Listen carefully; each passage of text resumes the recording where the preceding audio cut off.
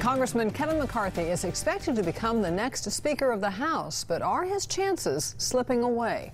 Good evening, I'm Jackie Parks. And I'm Tim Callahan. Even if he survives a key vote this coming Thursday, there's still no guarantee his fellow lawmakers will elect him to that key political post. Thursday is when House Republicans vote for their candidate to be the next Speaker of the House.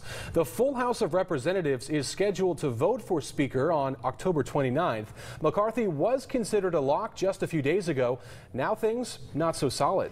And while McCarthy is still considered the front runner to become the next Speaker, recent stumbles combined with other names entering the race are raising questions about the likelihood it will happen. 23 ABC's James Johnson explains the challenges McCarthy will now have to face. James?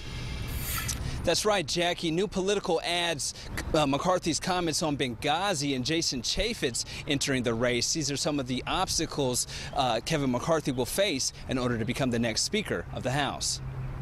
McCarthy's run to be the next Speaker is showing signs of trouble after his recent comments on Benghazi, suggesting the probe into the deadly attack was political in nature and an attempt to discredit Hillary Clinton. We put together a Benghazi special committee, a select committee.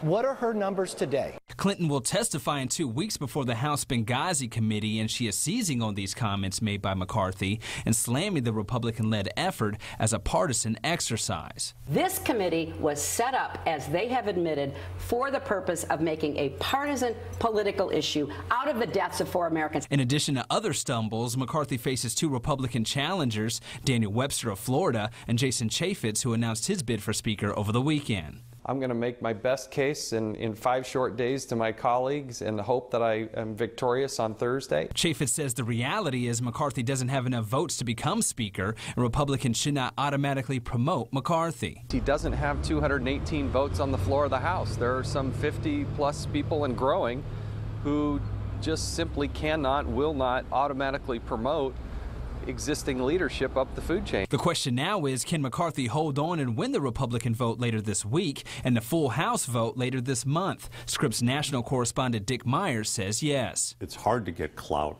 in the House of Representatives now, so it's not going to be easy for him coming in as a young man without a lot of chits in his pocket and without a lot of tools to whip the caucus into shape. So, it's an uphill battle, but he's a popular, attractive guy.